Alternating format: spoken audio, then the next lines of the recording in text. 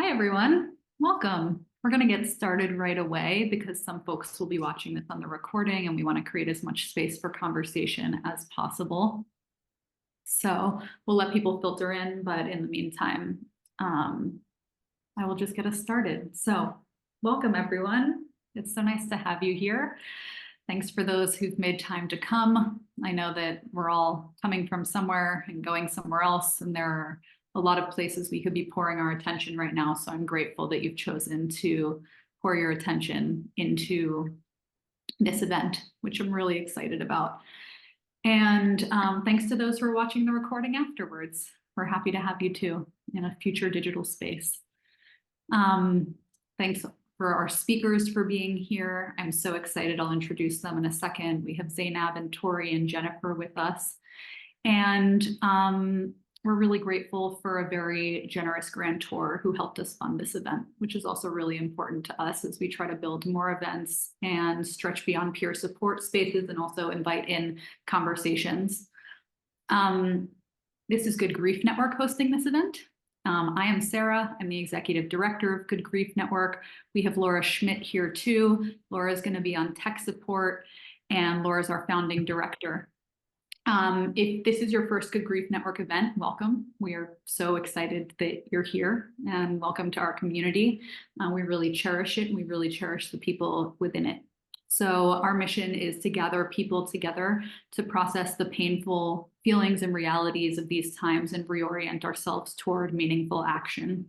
And part of that is having meaningful conversations. The majority of what Good Grief Network does is host peer support groups. We do that through our 10-step program, 10 Steps to Resilience and Empowerment in a Chaotic Climate.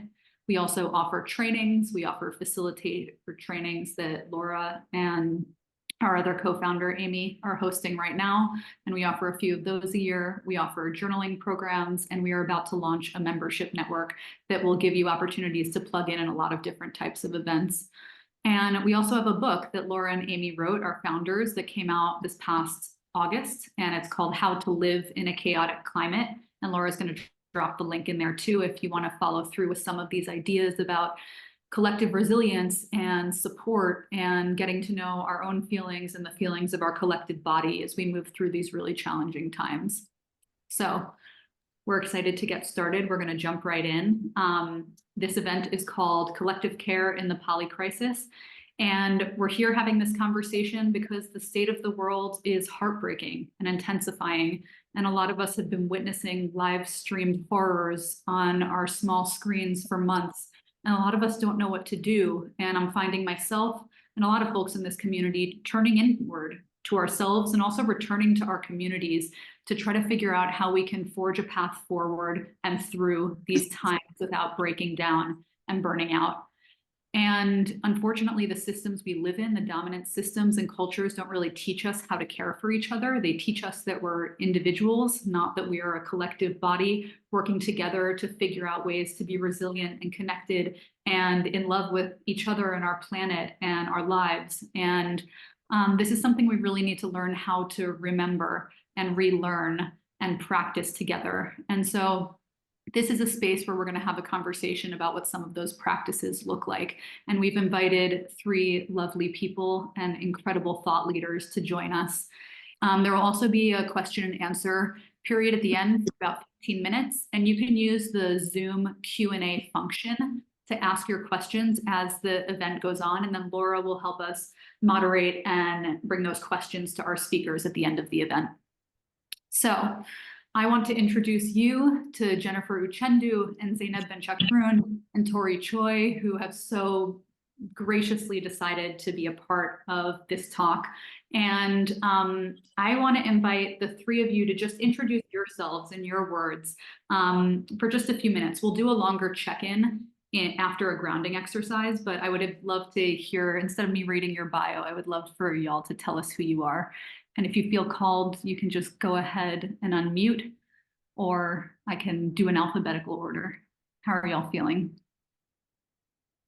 I'm happy to go first, Sarah. Thank you so much for that beautiful introduction and for having us all here today. It's It's a real honor. So I'm Tori Tsui, she, they. I'm from Hong Kong, but I live in a city called Bristol in the United Kingdom. It's kind of now my second home. And, a lot of my work revolves around climate justice. So there's a lot of work that I'm trying to explore between the intersections of climate justice and also mental health.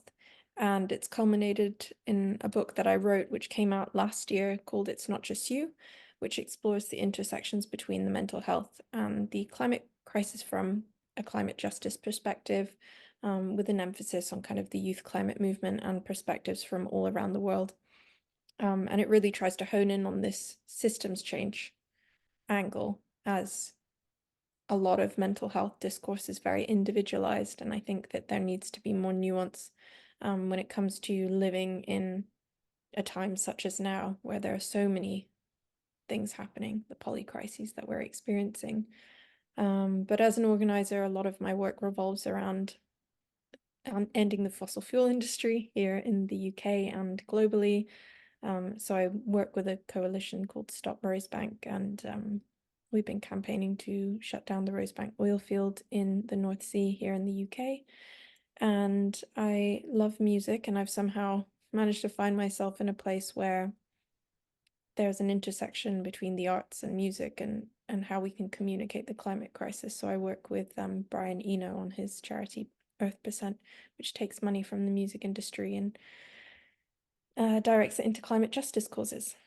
So that's me in a nutshell. And maybe I'll pass on to Jennifer. Thank you, Tori. Always good to hear from you. And hi, everyone. It's a pleasure to be here to talk about this really important topic. My name is Jennifer Uchendu. I am the founder of an organization called SustyVibes back home in Nigeria, where I'm from. And SustyVibes is really about making this idea of sustainability actionable, relatable, and also fun for young people. Where I come from, the idea of sustainability sounds very elite and not something the average Nigerian, thinks of themselves as being a part of. But SustyVibes in the past 7 years is working with other colleagues in the space to change that narrative. And because we work a lot with young people, I started when I was 22 years old. We've started to see that pool with the work that we do, as hopeful as it is, but still very heavy. The work that we do impacting our mental health in some way, creating a sense of overwhelm. And I found myself pivoting my career, doing a lot more research on the intersections between climate action, the climate crisis, and mental health, particularly as young people in Africa. And interestingly, it wasn't until I lived in the UK briefly for my master's that it became so apparent why this is important. It became so apparent how unjust the climate crisis is and how my people need to not just be part of the conversation, but also be supported. And so a lot of my work now has been to safeguard our experiences, our emotions. I feel that it's really important that we dig into what emotions are coming up for us, because that could help us drive what the new wave of climate adaptation is. I don't believe so much in the techno fixes and the multiple government commitments that we hear every now and then. I think it's really about community and about people and about coming together in solidarity to act. It is very difficult, but I know it's possible, and I'm continuing to do the work, even though it's a marathon in itself. So I'm happy to talk about the polycrisis here today with my sisters, but also to hear insights from everyone else and share some of my experiences and take out something also from this space. Thank you, and over to you, Zeinab.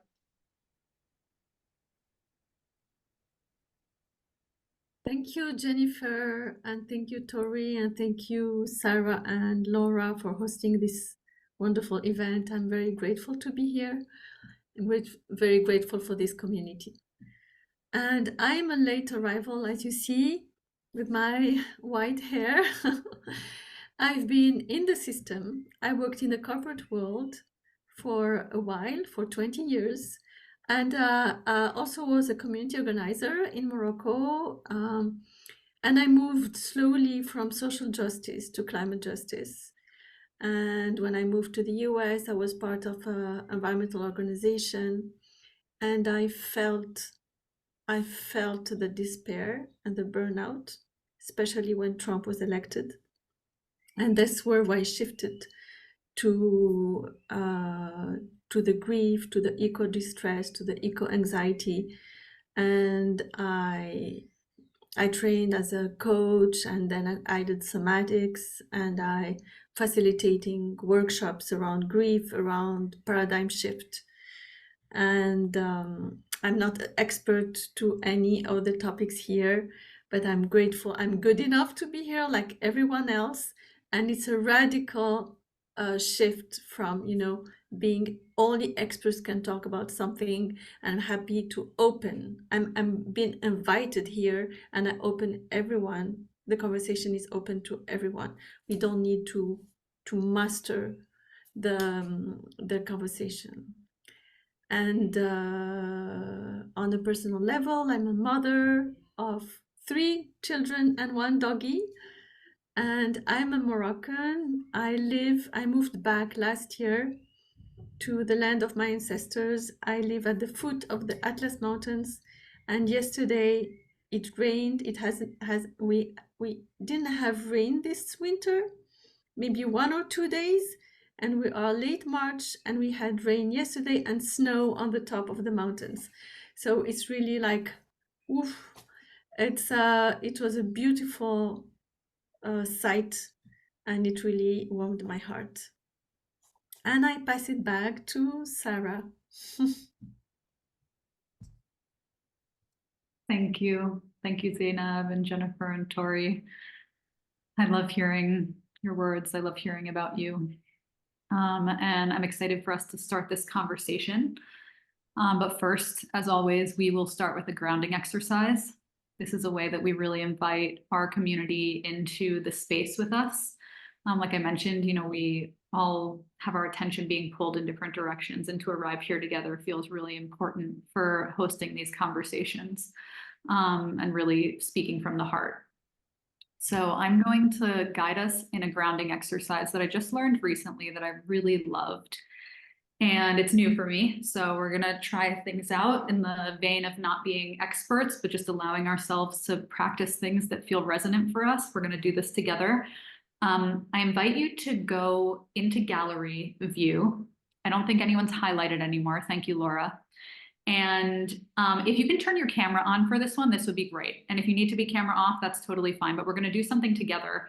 And it was really powerful when I did it a few days ago. So if you can put your Zoom into gallery view so that you can see everyone in the room and come on camera, and just find your seating, feel comfortable in your seat, and just start to notice your breath and where it is in your body.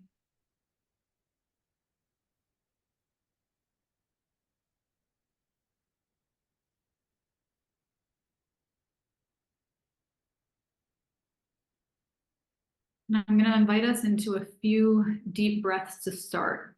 If this isn't comfortable for you, if anything I instruct here isn't comfortable for you, take it as an invitation and not an instruction. Listen to what your body wants, and you can just sit here with us and observe if that's the most comfortable thing you can do right now. But eyes open or closed, whatever you prefer. And let's just take a few deep breaths together.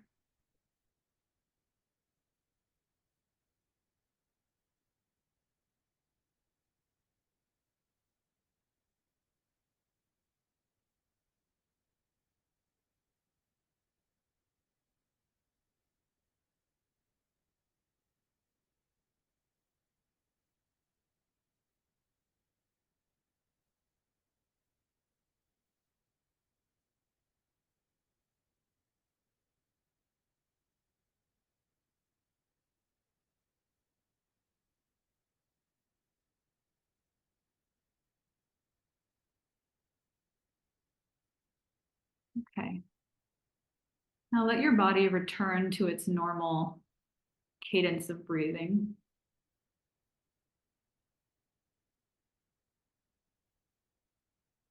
And if it's comfortable for you, I want you to put your hands, palms face forward, out like this.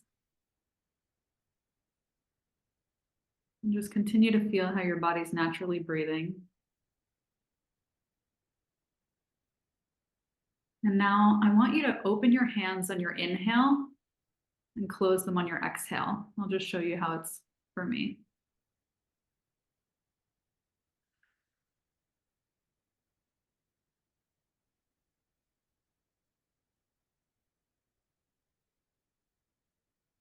We're going to do this for about a minute.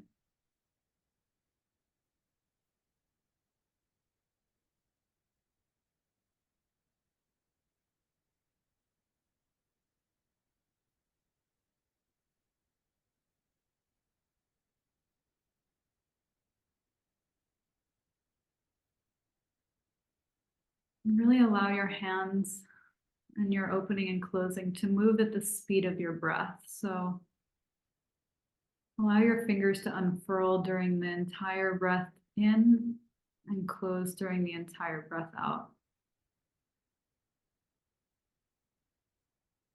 Nice. I love your beautiful palms.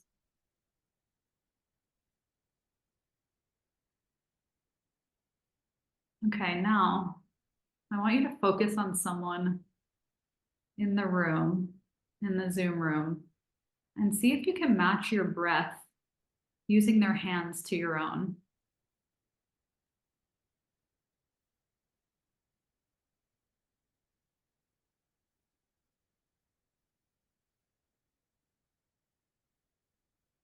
Just focus on one person if you can.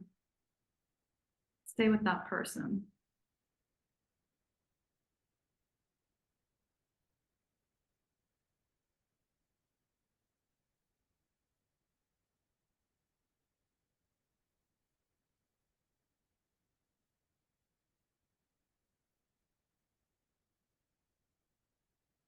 Nice. Look at us all breathing together. Isn't that beautiful how we are all inhaling our breath in our different places at the same time now? And exhaling together. Cool. We'll do just a few more like this.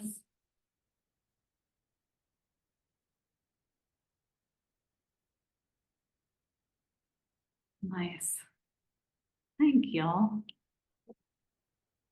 Thanks for breathing with us. That was really nice. I really liked that, and I felt really connected to all of you in that way. And so we're all in different parts of the globe, but somehow we really did just share this collective breath together. And I think that's a really beautiful way to lead us into this conversation that we're going to have, remembering how much we do share and points of connection between us and how to really navigate crisis and this overwhelming polycrisis as a collective. And so we're going to move into check-ins. I'm going to invite our three speakers and friends to check in, and we'll do one at a time again. And I'm going to ask y'all a question that is borrowed and adapted from Prentice Hemphill, who leads the podcast, is the host of the podcast Finding Our Way. And at the beginning of all of Prentice's conversations, they ask, where are we? And I'm going to adapt the question. So I'm going to ask y'all, where are we and where are you? How would you define or describe this moment in time, and what is your relationship to it?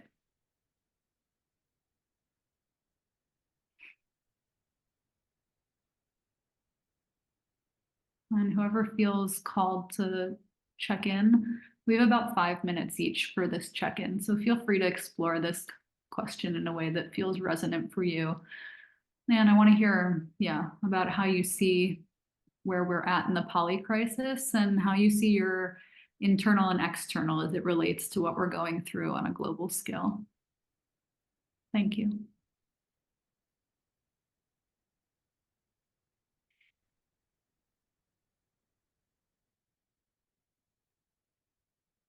I'm happy to go first. I mean, very interesting question. It's difficult to say where we are as a collective because the idea of a collective is quickly losing meaning. There's a lot of polarity, there's a lot of division. So it's very difficult to use the word us, when we talk about people these days. So I guess that's something I'm struggling with. And, it's also a question of who is we. We could be my people, we could be us in this space, and not necessarily just the world. And if you ask me, I would stick with we being us in this space, to spend time, to come to a space like this, to learn about the Polycrisis. I think we're in that sort of search and desire for answers, that place of curiosity, whatever that might look like, and that place of some form of open-mindedness, because who are we to dictate or to say what to do in a Polycrisis? We're all confused. We're all struggling in one way. So I think that's where we are. And personally, for me, where am I? I think some days I feel lost. Some days I feel confused. Some days I feel grateful. But the space that I'm in is a space that could be anything, really, and anything that I choose to sort of control. I'm finding that as much as the Polycrisis is big, it's political and personal in itself, I still at some moments can choose to be an activist, can choose to be hopeful, can choose to be angry. Whatever those emotions look like and spur up from me, I can be that. So I think I'm all of those emotions in one in this time. I'm also in a twisted place, again, because of that division and polarity in the world that we live in, where that idea of togetherness and a collective is very difficult in our belief systems, and what we know to be true, what we think is true, and what we hold on to.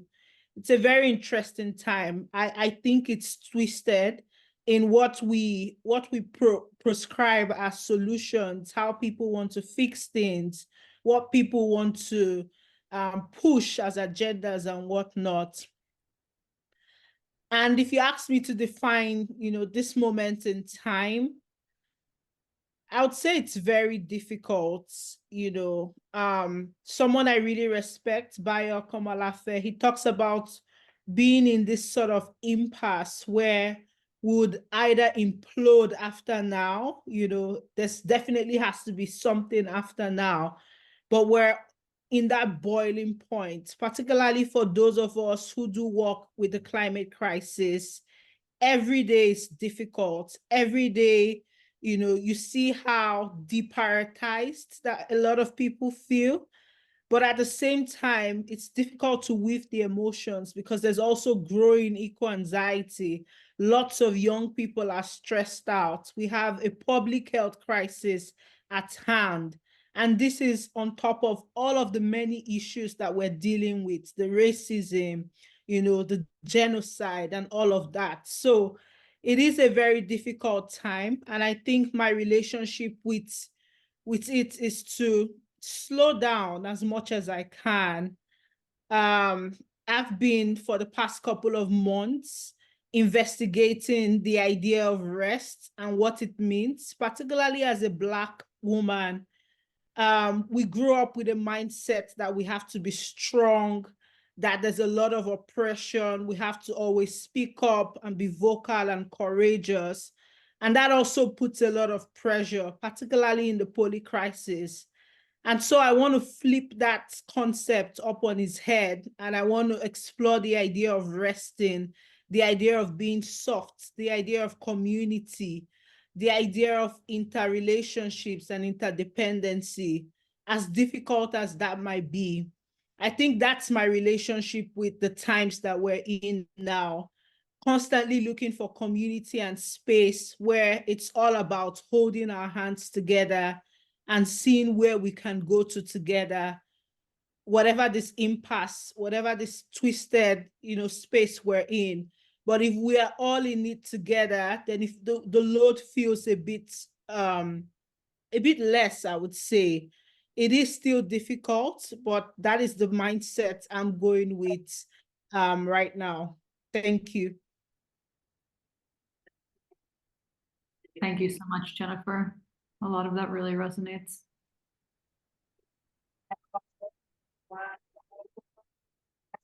Thank you, Jennifer. I'm jumping in, and a lot of words I'm gonna use from you.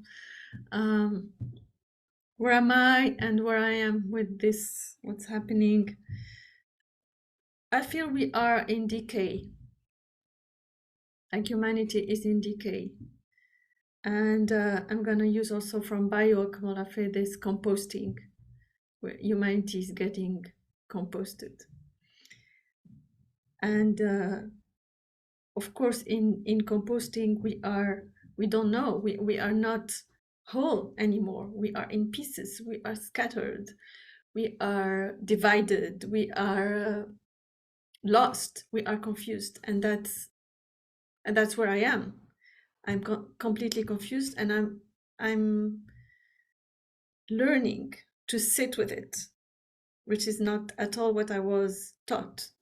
So I'm sitting with this uncomfortable place to be in, to sit with grief, to sit with emotions, to sit with not knowing, to sit to not and learning to sit in my body with the pain and waiting, listening to signs, listening to more than what I've been taught, listening to more and hoping that sprouts of learning of being in community, of being, of kinship, of connection.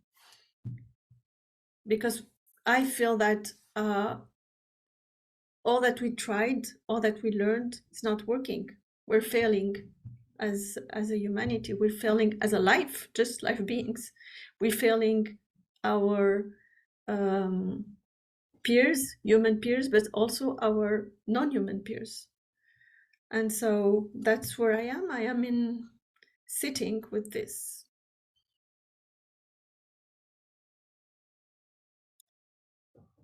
And I'll stop there for now. Thank you, Zeinab. Thank you both for sharing. I felt very deeply about what you were both saying. When Jennifer was talking about who is the collective, who are we, it made me think of the people that I can confide in, the people that I do consider my community. And to kind of echo what Zeinab was saying, like a lot of us are very lost and confused. But at the same time, and I love the composting analogy, it reminds me a lot of what Donna Haraway talks about, the Chula scene. Yeah, great work if you want to look that up afterwards. And I think we're made in times like these. I'll kind of start from the collective level. I had a really beautiful conversation with a friend of mine who has been actively organizing against the genocide and also for the Women Life Freedom movement in Iran. And we were talking about how there is a certain poignancy to the fact that we are aware of everything that is happening in the world. And that awareness is a gift in many ways, no matter how painful, because I think you have to be extremely unwell and dysregulated to not acknowledge the horrors of the times that we live in. And that's not to shame folks who are overwhelmed. Quite the opposite. I think it's for the folks, not even a shame, but just for them to think that it's okay to turn the other cheek during this time, or at least acknowledge what's going on. And I think something that we had kind of realized is that those who are protecting themselves from the horrors are not actually protecting themselves, and that there is a certain power to acknowledging everything that's happening, and that it's through these moments that we know how to resource one another. And the reality is that, you know, whatever is happening in the world, it's not going to stop. And so if we know how to mobilize and take care of each other during this time, that's essentially a blueprint for the future. And that's really powerful. And, you know, I try and take solace in that, because I fear for those who are not resourcing themselves for what's to come. Let's put it that way. And on a personal level, you know, I've just experienced a plethora of different things that I feel like are a reflection of the world that we live in at the moment. I'm very candid about it, but, you know, I've been having heart issues and kind of been in and out of hospital trying to figure out what's going on with my body. And then I had an 8-year relationship that came to an end, and, you know, there's just been so much grief. But as I was alluding to before, like, this really is a chance for everything to be composted, to kind of begin anew, to be a truer form of myself, one that honors where I am at with my emotional and physical capacities. And I think it is a reflection of a lot of things that are happening in the world. And so I'm trying to see that what my community is going through is also what I'm going through, and vice versa. And I feel very held in these moments.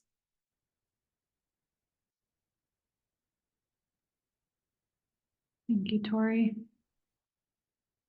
I feel you. Thanks so much to the three of you. Thanks for checking in and giving us a space to start from. And I really appreciate you weaving the personal and the global, the internal, the external. I'm just going to quickly drop a quote into the chat. It's Donna Haraway on the children of compost, which I think we all need in our lives. It's a really powerful idea for me too. And, you know, there's some themes that wove through y'all's check-ins. And, you know, one of them is kind of this polarity. And Bayo Akomolafe talks a lot about the cracks. Like, how do we, if we look at this polarity and the ways that the world is dividing us, and how do we dance in the cracks? You know, how do we live and breathe and work within the cracks? And it's that same idea of the decay, right? It's the places that we're usually not invited to occupy, not invited to see as life-giving. They're places that we're usually invited to see as connected to loss or division. And I think trying to embrace those spaces feels really important, because it allows every place to be fertile ground for ideas, for connection, for finding ways through. And yeah, that makes me want to start us in a place in this conversation, and y'all are welcome to take it away at some point and just allow the conversation to flow. But maybe we can start with just this kind of crisis, one of the facets of the polycrisis that we find ourselves in, which is this crisis of trust and connection. Who is us? Who are we? Who are they? And when do we feel like an us? When do we feel like it's an us and a them? What systems are served by continuing to remind us of those divisions? But more importantly, how can we really build strength and trust in systems, you know, political systems, economic systems, social systems, and even our own nervous systems, right? Our own physiological systems. How can we build strength and trust in them when there is so much misinformation and so many places that are pulling us, so many places and ideas that are pulling us away from each other, are pulling us toward independence and selling us myths of independence or individuality? How do we start to dismantle that idea and come back to each other?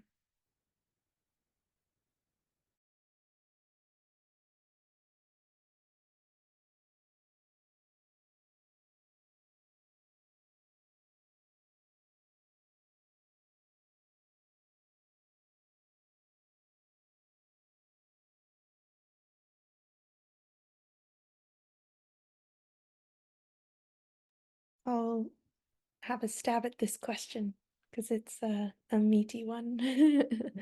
I often find that I toe the line between being within the system and trying to fight against it. I think we all do. We are all proud hypocrites within the system that we live in, and it makes me think a lot about capitalist realism and the work that Mark Fisher does, that it's easier to imagine the end of the world than it is to imagine the end of capitalism. And there's, a certain cynicism to that as well. And I think the work that I've kind of done and thought about within the climate community is like, how are we actually reclaiming our time and our space within a system that we want to foster. And so I think we've spoken a bit about collective care and, just speaking from the experience of what I've been through the past month with my illness and my breakup and everything. And I think it can be extrapolated to any form of,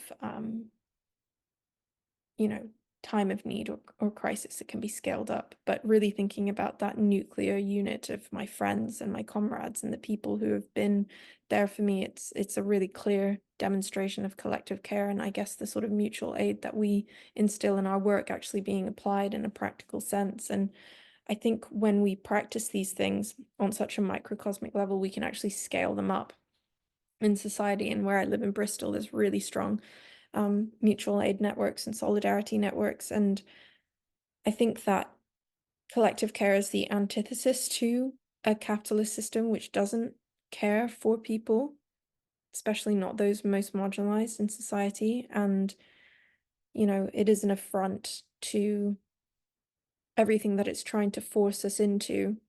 And I find that, embracing those forms of collective care and the systems that we want to create is one of the best chances that we have. And that also includes the kinds of care that are disruptive activism, because I believe that's one of the strongest forms of care as well. So yeah, for me, it's, we all have to do this dance within the system that we don't want to be a part of, but at the same time, we have an opportunity to think about how would we live our lives if we could, and I think that's where being in community really allows you to do that.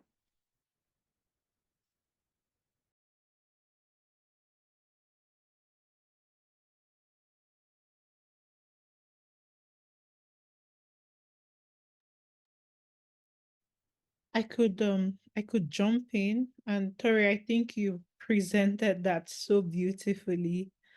This idea of collective care as something that can go toe to toe to, with capitalism. And I think absolutely, because, something we say a lot in Nigeria as young people is that the hustle culture, capitalism as it were, is stepping on our necks. We say it a lot, but what we really mean is that we're still bound by that cycle of oppression, as it were, disguised as labor, disguised as ambition, disguised as the dream, and what we should aspire to. It's all a farce, it's all a lie.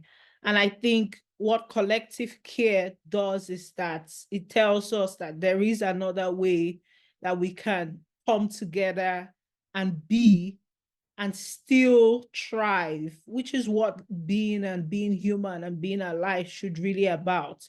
should really be about, thriving not at the expense of the environment and our ecosystem, but in ways where we can all coexist and live in harmony. So I think that's a really beautiful way to look at it, as another way of living and of being, another system, as it were. And to your question, Sarah, very big questions, to be honest. Trust. I mean, it's difficult because every time we think about power and power dynamics, it's the people who do not look like us, who do not think like us, are always having the upper hand time and time and again. And it almost looks like we would never be able to get away from it. So we have to keep fighting. And so that idea of, well, continue this marathon, however long it lasts, stays with us. And that is exhausting, and it's difficult to be trustful in those kind of times. It's difficult. And I think that when we start to speak truth to power, when we start to imagine better, greener, more optimistic, less oppressive futures, when we even see ourselves in positions to lead, positions to change systems, what are we going to do better? What are we going to change? And what does that look like? And I think it's interesting because a lot of the research that I've been doing on eco-anxiety talks about solutions-driven education or advocacy on climate change with young people and children as an antidote to helping them feel agency and, a sense of empowerment. So it basically means that we're saying to these young people, think about what you would do differently. And I think it's a question back to us, rather than constantly being on the activist and attacking, side of things. While that is really important, we also need to think about what would we do differently if we're on the other side? How would we build trust back? What does that look like? Where we have allies, where we have people who are truly and genuinely in solidarity with us, how are we going to work with them? Or people who have changed their minds, over time. How are we going to move forward, and what does that look like? And I think that's where tools like art really comes to play, because it opens our mind to imagine and sort of think about what possibilities can look like. And I think that is a good starting point for trust. We have to imagine what is possible and also think about our role. To trust means, to be open-minded, to believe, to definitely think the best of what the other party is saying. And that can be difficult if you've lived in grief, trauma, loss, damage, most of which are non-economic, most of which that no amount of reparation would be able to pay back. It's difficult to think of moving on from there.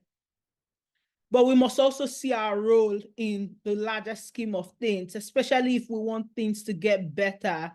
I don't believe that the status quo is where we must remain. And so I have to get uncomfortable, as difficult as it is, and open my mind to what trust would look like. So I think that's where I am, thinking about what my role would be on the other side and what trust would look like as an active task or duty to safeguard the future. Thank you.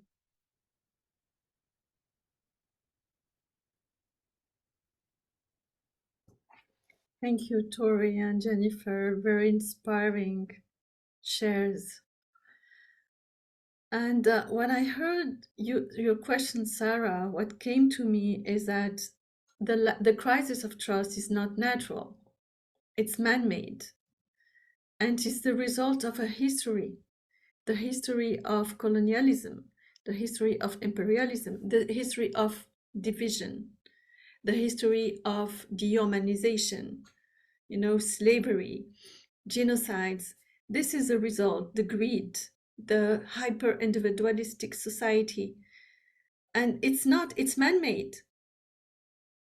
But naturally, we are kins. We feel for each other. We feel for our families. We care naturally as humans. So it's kind of rehumanizing us. And with rehumanizing, naturally, trust will come back. And community we cannot take care of this. This is too much for us, what's happening. So it's only collectively. And the collective it's a whole ecosystem. It has its own intelligence. And it's not like we kind of, the history also reduced our intelligence to the left brain. The age of enlightenment and humanism, and they kind of the dominant paradigm is telling us only logic. Intelligence is logic. Intelligence is data, is science-based. So I'm not refuting science, but there's much more to intelligence. There is emotional intelligence. Of course, we're starting to talk about it, but it's not enough. There's spiritual intelligence.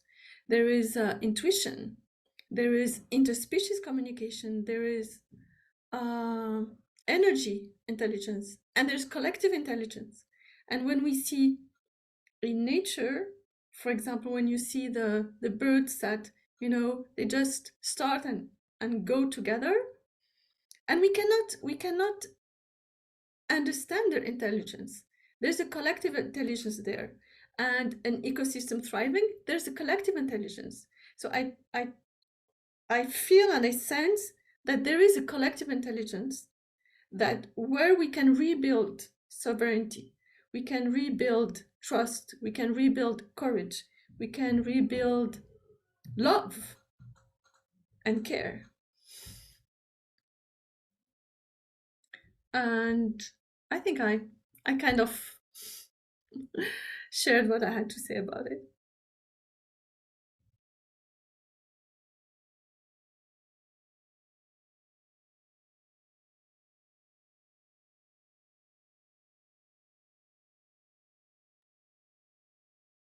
Thank you, Three. That's a lot to chew on. And y'all are welcome to, of course, jump in and respond to each other, but I'll just throw a few other questions out that came up for me while y'all were speaking, and you can bite off whatever feels delicious.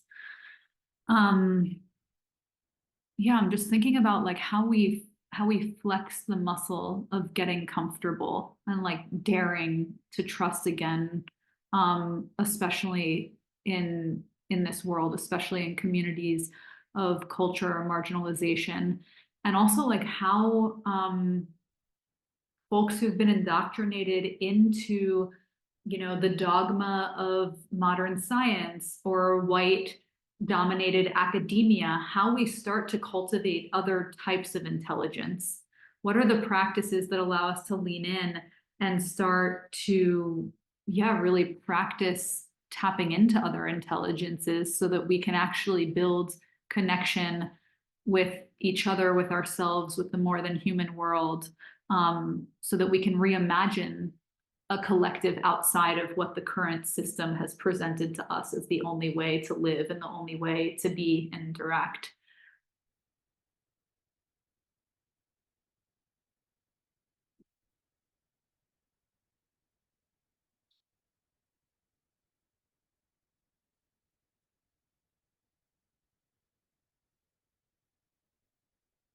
And this might just be a natural segue as part of this conversation into the ways that y'all individually in your communities practice collective care. That might be a different way of asking the same question.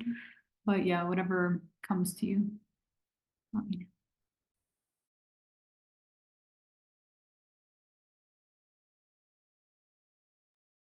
I'll dive in again.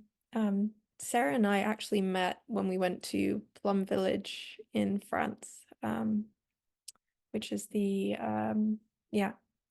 Buddhist tradition pioneered by Thich Nhat Hanh. And we went on a climate retreat, and there were so many revelations when we were there. And it's really interesting because, I'm someone who practiced Buddhism growing up in Hong Kong, and it's definitely a lot that I learned from the practice, which I carry with me in my activism. And I think Thich Nhat Hanh also, comes from an activist background, and they definitely do try and encourage political discourse within that framework. But I also went to a sharing circle, which is essentially kind of similar to this, that took place in Bristol at their Buddhist center, and it's run by people who have kind of practiced the Plum Village tradition. And I felt like I really needed that resource. And what was so interesting to me is that I did feel very resourced by that group, but actually some of the niggling feelings of frustration that I had felt when I was at Plum Village kind of rose up again.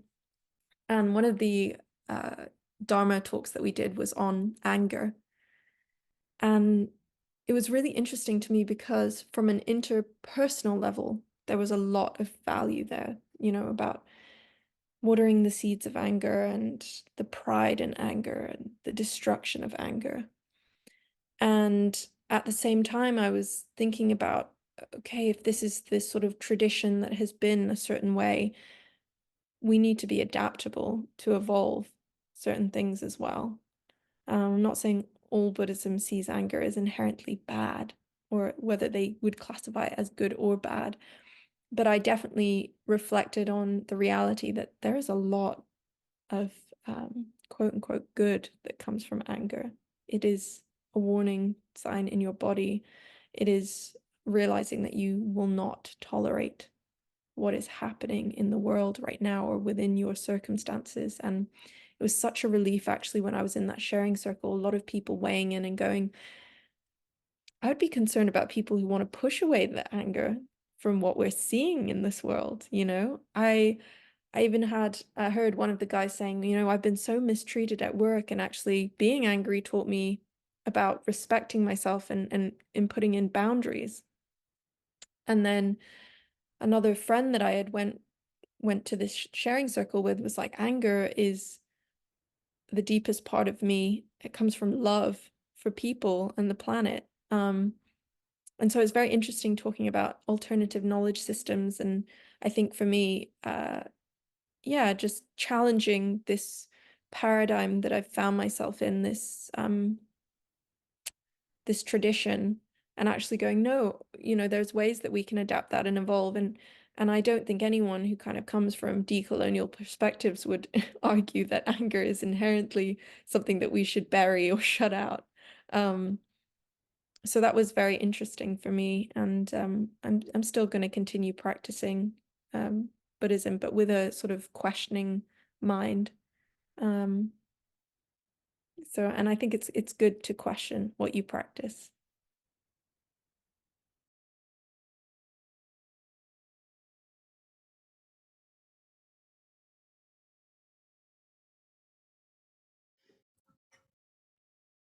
I don't remember a question anymore, but things came to my mind. So community for me is not a concept, it's a lived experience. And it can have, it can be very diverse. It can be embedded in local cultures and local history and local traditions. No community would look like another one. And community is not perfect.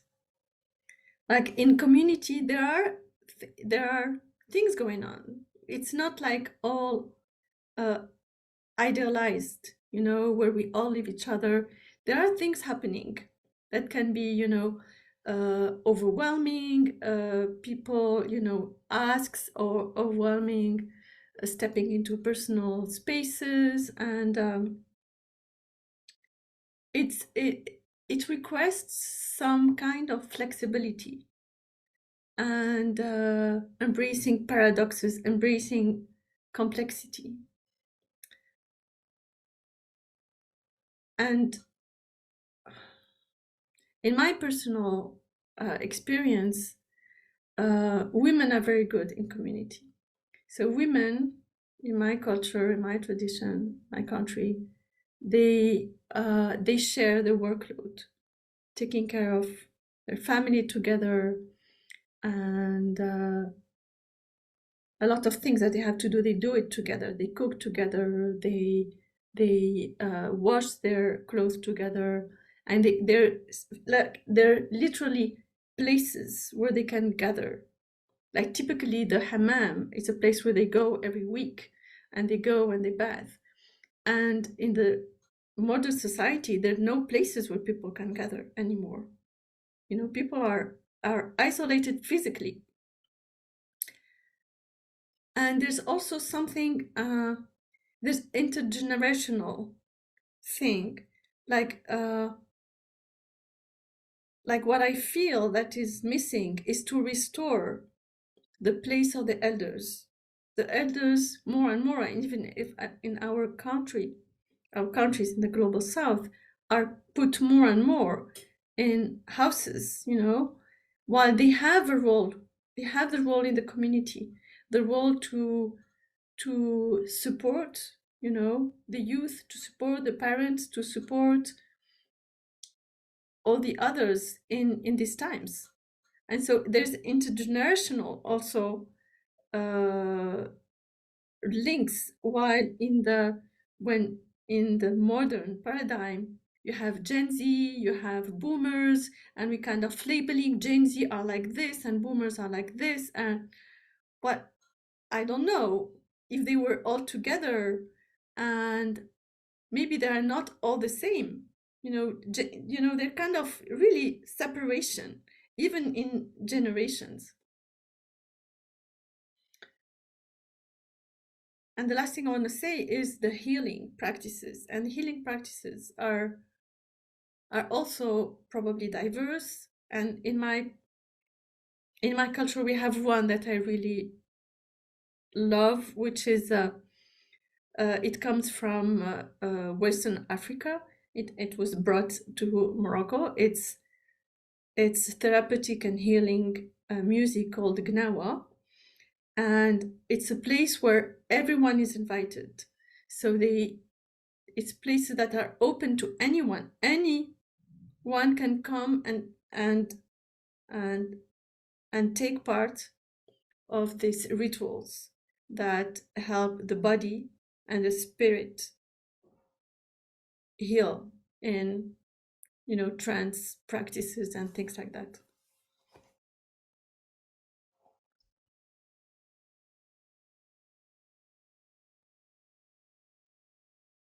Thank you, Zeinab and Tori. I mean, I feel like you both have said so much that it's difficult to add on. And Zeinab, you've kind of reminded me of something that brought me into this work, this idea of being an eco-feminist, recognizing femininity and being a woman, and why it's also really important to merge that with the environment, because there are commonalities in our experiences of oppression over time. So it's really interesting. And obviously pigging that back to, you know, Tori's conversation about anger, I 100% agree in its usefulness and in what it can do in terms of illumination and showing us where exactly does the shoe hurt, you know, where exactly are we willing to speak out, because it's uncomfortable, and we get comfortable by speaking out about the injustice that we see. And I also agree that it's really about love, it's about service, it's about courage, what we do with anger and how we use it to, you know, expand causes and whatnot. And so to the central question about community, I've found community in sort of different spaces. So I don't have just one community I can go to, which, it's that concept of flexibility and, community being what you define it to be. One thing that I think is a common shared thread is that we have common visions, we have common goals, and that's what makes us, community. We can all come together, and despite our paradoxes or differences, we establish that this is something we all want to work on together. And really, the community that I'm building back home, in Nigeria with SustyVibes has been an incredible source of hope for me. I've seen young people fresh out of high school or university change their lives, from just being in community with people. They have decided to be more curious, to speak out more, to learn whatever that looks like, and to be better versions of themselves. And it shows me within that sort of microcosm of a community, shows me what's possible when we all come together through check-ins, through accepting that as human beings, it's not just about output and productivity. It's also about just being and thriving and being joyful, being resting, like resting and all of that. All of the things that makes a complete and balanced person. And community can help you with reminders and check-in and snapping you back into what the real reality is, not the hustle culture, but the real sense of what reality should look like. And I think it's really interesting. And Zeinab, you mentioned elders, and I'm really happy you brought that up. This year, well, actually last year, we ran, this experimental project with a team at Stanford, where we wanted to see if having conversations as young people with our elders can help us reduce, the intensity of climate distress. And it was very experimental and ambitious. So we had our elders all age 55, 60 and above, some 75, come together in a space, and we spoke to them about the things we were feeling, but they also spoke to us about the things they were feeling. And we had a space where there were conversations about forgiveness, elders in Nigeria saying, well, we wish we spoke up more, and we're sorry that you're having to deal with everything happening now. And it was so healing.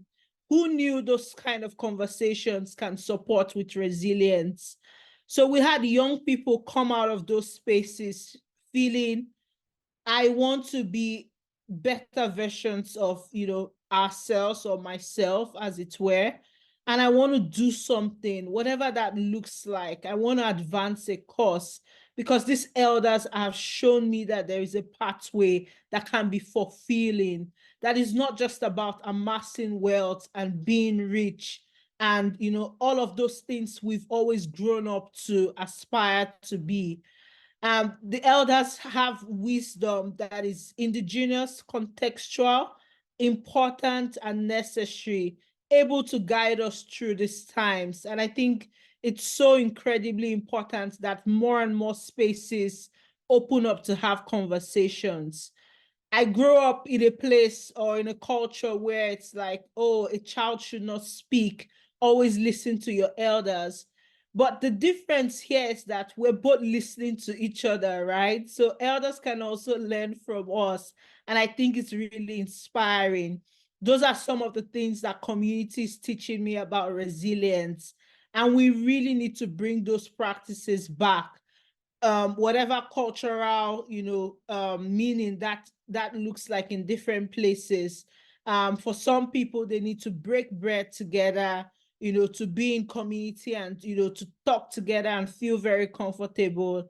And I think all forms of knowledge and doing and being are all valid. And just finally, the conversation around Western knowledge, it's such a pain the idea that we've grown up to think that this is the only way, whereas spirituality, indigenous knowledge, several things that have been called alternatives and others, whereas they should be core forms of knowledge, have been put, behind, and Western ideas, which half the time it's just filled with half-truths and uncertainty, because as someone pointed in the chat, it's still new. There's still a lot of experimentation. I think care and resilience would look like fusion of different forms of knowledge and accepting, validating that it's okay to know from this side and to practice from this side and to bring in bits and bits from, different aspects. I think that's how we can rebuild trust when I think about it, accepting different forms of knowledge. Yeah, so much I've said in there, but thank you.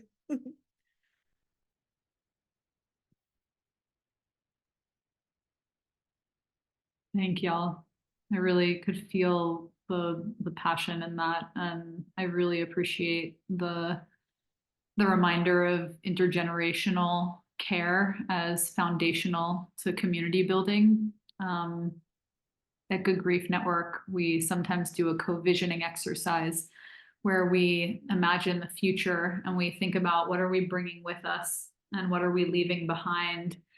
And I really appreciate how often that conversation leads toward the reminder that young people are some of our wisest teachers, that young people who are yet to be formed by the social and structural norms that tell us how we should be can offer us some really deep wisdom and intuition, and the reminder that our elders have lived through these times before. They have seen things that we haven't seen, and they've written stories that were once thought to be impossible.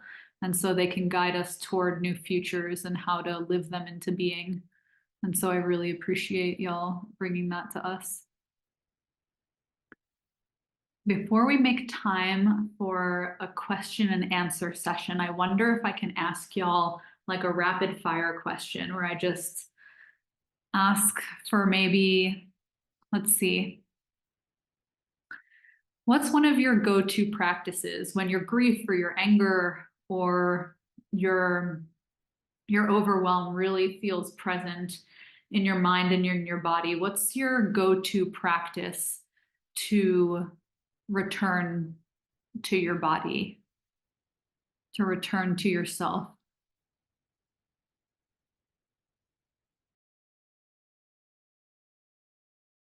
This is actually something I'm thinking a lot about as I'm learning how to regulate myself in this difficult period of my life. And I don't know if it's feasible, but I'd love to hear also from people in the room. Like, I'm really open to learning as well, and maybe if folks want to put in the chat, because it's something I'm trying to explore. I mean, the breath is a constant, right? It's actually so wild to me because I'd always heard like, oh yeah, deep breathing is good for, nervous system regulation, but it's not actually until this last month that I've actually started doing that. And they were right, it really helps. And I'll give you an example of today. I got hit with this massive bill today. I now live alone, and this apartment that I'm in has a management, right? And they increased the management fee by £1,000. I was just like, oh my gosh. And it brought up this really deep stress. And it made me realize I didn't actually have any sort of coping strategies for deep logistical things that felt beyond my control. And so I was just like, well, I'm just going to experiment. A bit of playful meditation can't hurt, right? I might as well try. And so I did some very deep breathing, and then I took myself outside. I managed to convince myself that I needed to go outside, and was like, I'm going to go to this graveyard that's near where I live. And I brought some nuts and I fed the squirrels. And that worked like a charm. I mean, the issue has not resolved, but my capacity to deal with it and process it feels a lot more a lot more tangible. So that's me on my journey of trying to do some things when I feel stressed and when I feel overwhelmed. And it's so cliche, but deep breathing and getting outside, yeah, I can highly recommend it. Thank you, Tori.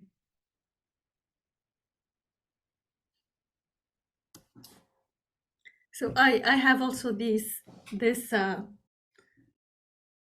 I have this in mind, but I'm not good at it.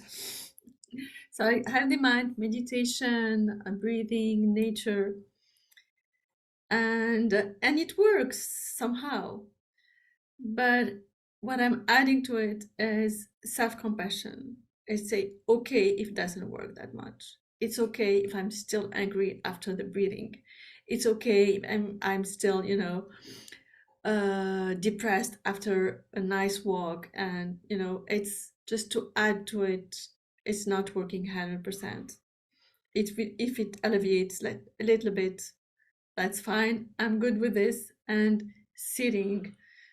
So what really another thing that helped me is noticing in my body. You know, is moving from when I can't make sense with what's happening is to sense making. And to notice in my body, where's the pain? And it's like, I feel nauseous and, oh, it's terrible. But I notice that's okay. I can be, you know, in this place when it's not comfortable. And it's okay. I can be with the pain. I can be with the anger. When I notice where it is, I can be longer than when it's in my mind. That's my go-to practices. Thank you, Zeinab. Thanks, Zeinab. That's some somatic high-level stuff right there. Thank you so much. I mean, I found myself doing a lot of silence meditation every day that I wake up to kind of feel grounded. And I think it's very similar to, you know, breath work and just, you know, listening to yourself breathe.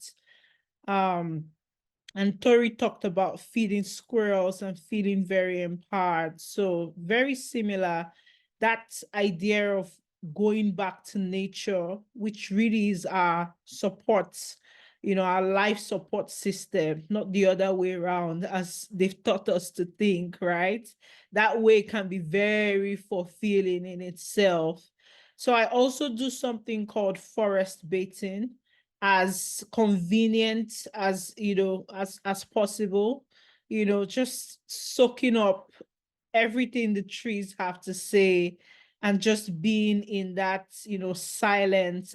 I found silence to be really, really, really important, you know, to me, because I'm constantly on the speaking and, you know, saying something and bringing out my voice. So silence helps me in a way to rejuvenate, to come back to what I think that are most important, so that the next time that I speak, you know, I'm speaking from a place of genuine authenticity, you know, in some way. Yeah, so those are some of my practice: silent meditation, lots and lots of silence, and forest bathing. Thank you, Jennifer.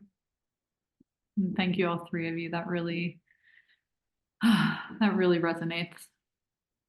I need to feed more squirrels, I think. So we've come to the question and answer part of this session.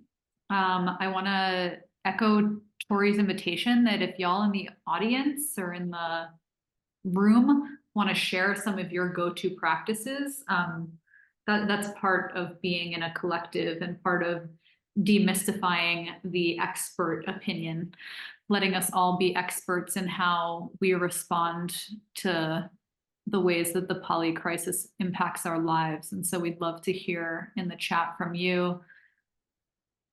I saw that there was Joanna Macy's breathing through meditation, and candles and fire have been Molly's go-to tool for regrounding and centering. I really also love using fire for rituals and hyper focusing on the flame and trying to see as many colors as I can. That's really powerful for me too.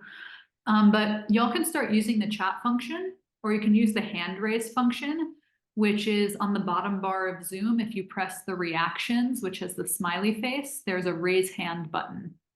And if you have some questions for our speakers, please come on in. We'd love to hear your voices here. And I see folks are entering their practices into the chat too.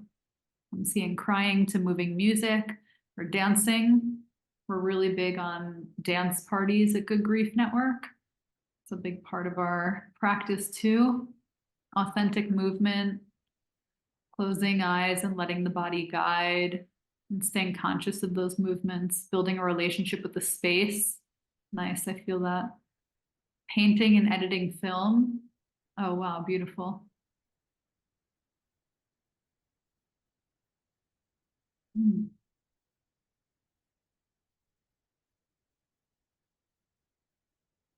You also don't need to enter this space with a question. If you have a reflection about something that the speakers, our friends here shared, you're welcome to bring your voice into this space too. We just want to hear your voices.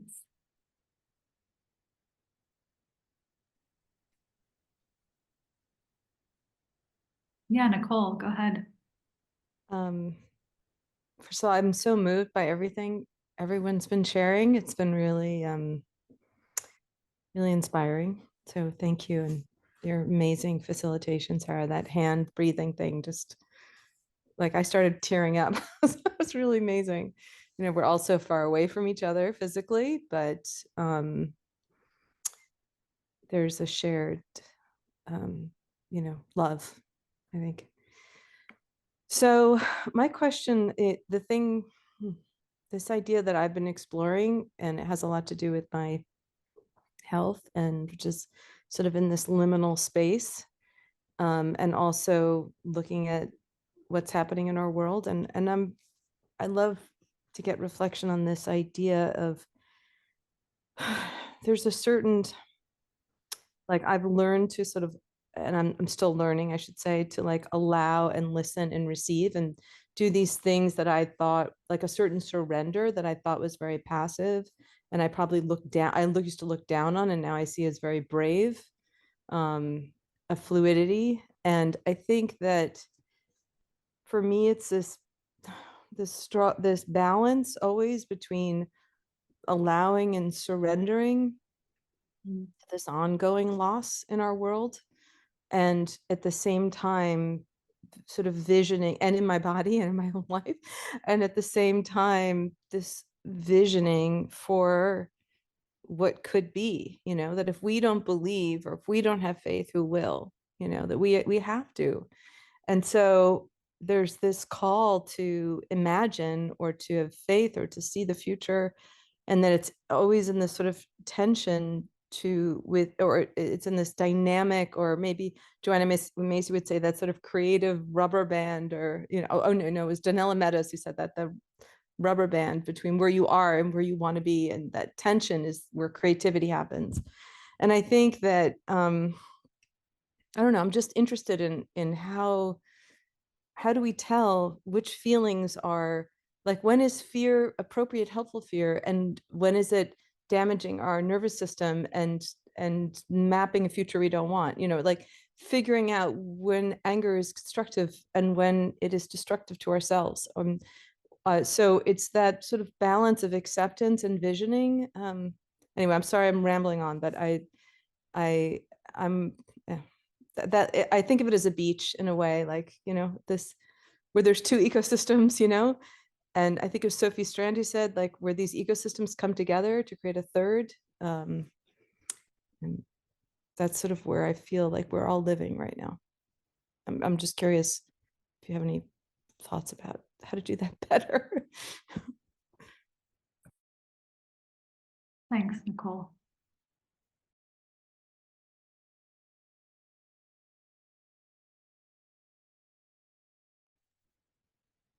Something I've been thinking about a lot actually recently is like, when is my anger kind of, well, not necessarily justified, but at what point does it eat me alive? Because I think nobody wants to get to a point where they feel as though their angers control them, as opposed to you controlling it the other way around. But I really love what Zeinab was saying about actually just allowing yourself to feel these things. And I think for me, you know, my journal is my safe space at the moment. And anytime that I felt frustration or anger or sadness with the state of the world, my personal affairs, I have just essentially done a massive like brain dump of conscious thought. And I consider that a way of like honoring those feelings and acknowledging them. And then I try and situate that in the body. Because I think sometimes, you know, often with the thoughts, we can get locked into a bit of a spiral. And for me, I've certainly felt that way, where my anger can consume me to the point of paralysis. And so instead, I try and situate it within my body. So I allow myself to feel things very authentically. And it's after I situate it somatically, can I start to actually think of ways that I can harness it and let it inform my decisions. And so, yeah, I really do believe in like honoring that anger that you feel. Because the goal isn't necessarily to like get rid of it per se or not acknowledge it, but to find ways to transform it. And that's kind of where I'm approaching this from.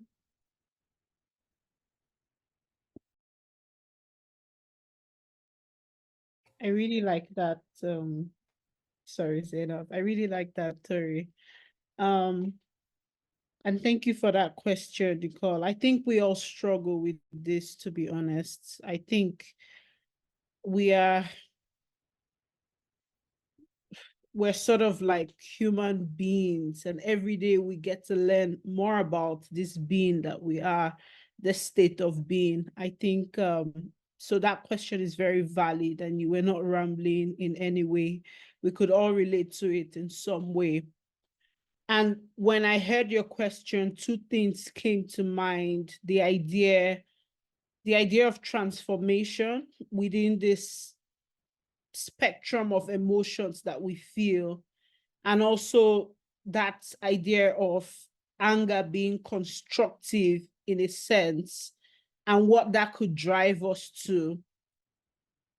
That's what I think would make us different from the average, the person who's tilting towards the negative and getting paralyzed by anger, is that recognizing that this anger is in itself a tool for something constructive, right? And I really like the regenerative chant from Extinction Rebellion. There's a line which talks about slowing down our yeses. And for a very long time, it's always stuck with me, the idea of slowing down our yeses. We've always been told that boundary means no, an outright no, and impulsing and just doing things abruptly.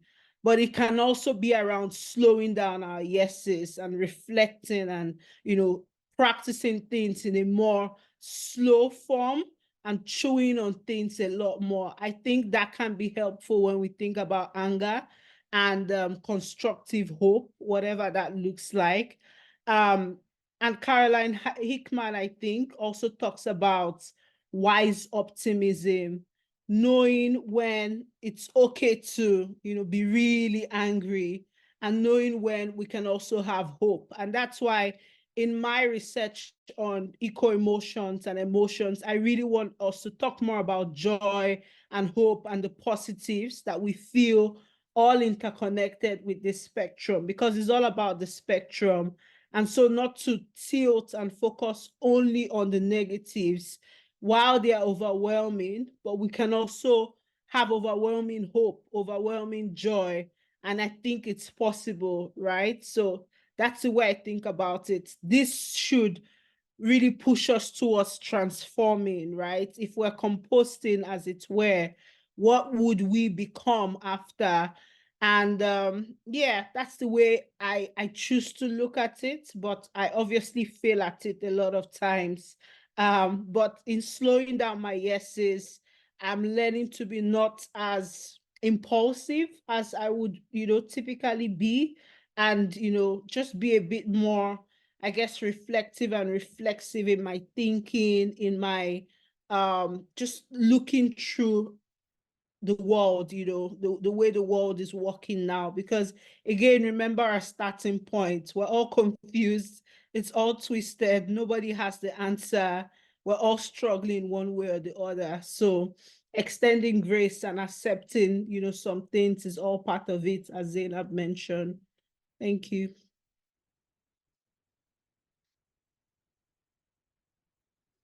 Can I add a word? Can I add a word, Sarah? Okay. Go ahead, So please. I feel that, the expression of intense emotions, can be anger or whatever, is pathologized and is limited. And so it stays stuck in our bodies. And so what I would love to see is spaces where this, it can be, more release of that. And I see from my culture, like history is okay. It's okay to cry hysterically, while I feel in the dominant paradigm, we are compressing this inside us. And it's kind of that's a kind of illness. And I feel myself that my grief is still stuck in my body. I haven't cried enough for what's happening. And I'd love to have a space to get it out of me, so, and not to be pathologized for crying, so loud that all my neighbors would come, what's happening to you? I'll say, I'm crying for the state of the world. I'm crying for the genocide. I'm crying for the suffering of Palestinians. I'm crying for, for all this. I'm going to stop there.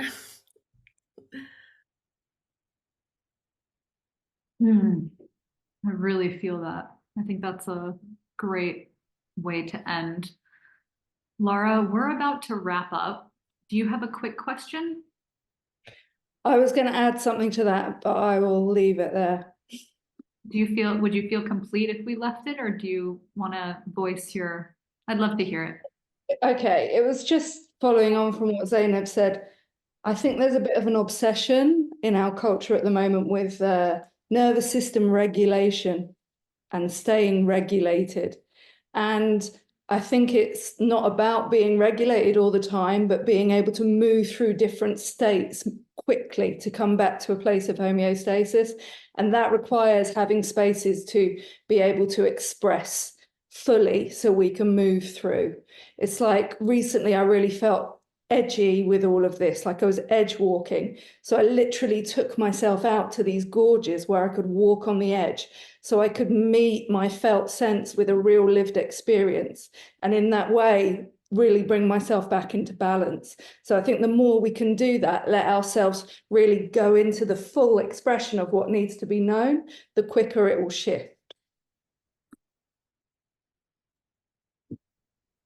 Thank you so much for choosing to enter your voice in. I'm really glad you said that.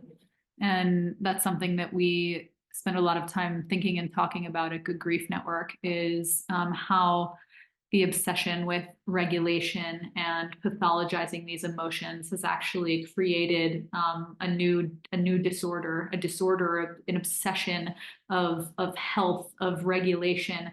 And to be well regulated in these times is a privilege, but also probably points to a dissociation. And I mean, I think I said yesterday, like rage is the new self-care. Like if you're not raging, then, I don't understand you. And actually I'm confused by how you're choosing to live through these times. And yeah, I really feel that. And I'm glad that that's how we're closing this up because it's important. Like, let's not pretend that we can just, bath bomb ourselves toward a different mental state or embodied state when we're watching the horrors around us grow. And I know folks have to leave. Thank you so much for being here. If you have to dip out, please do. I'm going to ask the speakers, do you have 2 more minutes for us here so that we can close meaningfully?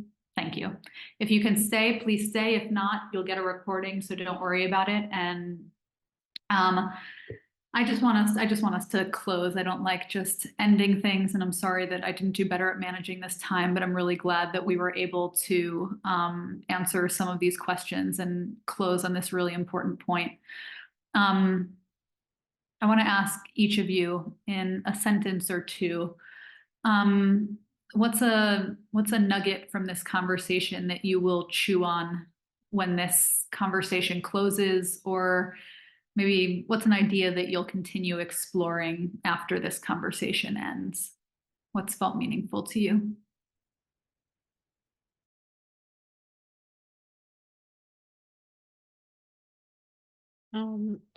I mean, there's been so much from both the chats and, everyone else. It's been so good. But I think I definitely want to try out the concept of feeling emotions within my body. I think that's really interesting and powerful, because in the polycrisis, right, there's a lot of feeling out of balance and out of control. And this practice, I think, can help with that sense of grounding. So I really, really appreciate that was spoken about today. Thank you. Thanks, Jennifer.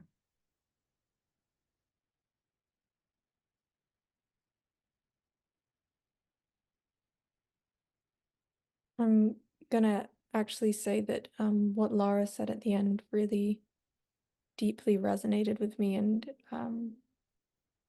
I'm excited by the prospect of trying something like that, to like meet myself where I am and trying to match up what I'm feeling inside with what I can find in the external environment as well.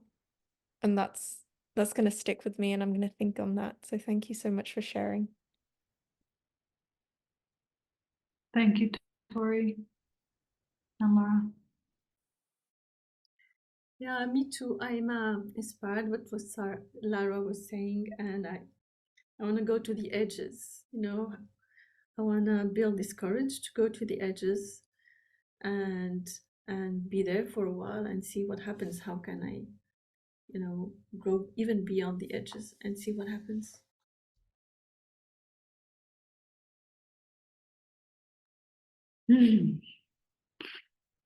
We've built a community of edge walkers in 90 minutes. Imagine what we could do with our whole lifetimes. That's amazing. Thank y'all. Thank you so much for being here. Good Grief Network is really grateful for you spending your time, your precious, precious time with us. I personally, and I can speak for the whole network, am so grateful for Tori and Zeinab and Jennifer for being here and sharing their time and their wisdom, their practices, their perspectives of how to move through these times. I found this conversation really beautiful and enriching, and I have a lot that I'm going to chew on when this is over. I just feel a lot of gratitude that y'all have chosen to be with us right now. I'm just going to sit in that for 1 second.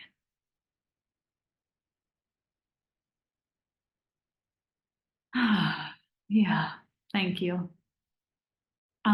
Good Grief Network always closes our sessions with a poem, and today will be no exception. So I'm going to just drop it in the chat, and I'm going to also read it as we do, and then we'll close. So thanks again, everyone, for being here. This was really meaningful for me. I'm really inspired by the ideas that have entered this room with us today. This poem is by Aisha Sadiqa, and it's called "On Another Panel About Climate, They Ask Me to Sell the Future, and All I've Got is a Love Poem."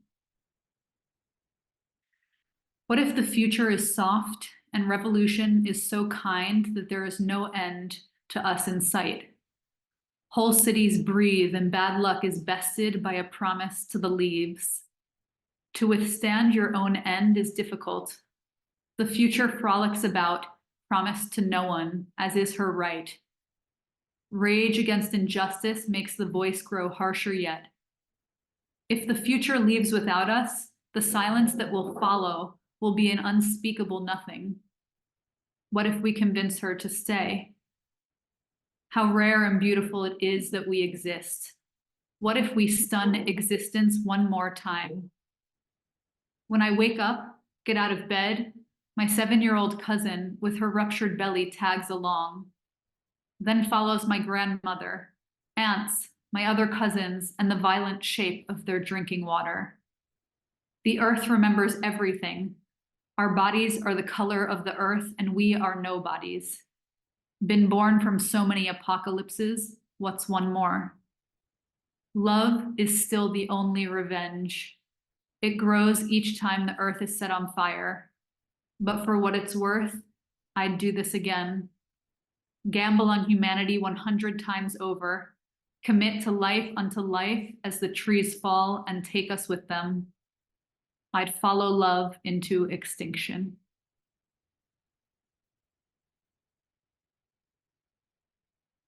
Thank you all so much for being here. Thanks for sharing your time and your words and your energy. It was really beautiful to be with you on this Wednesday evening or Wednesday morning, wherever you are. We love you.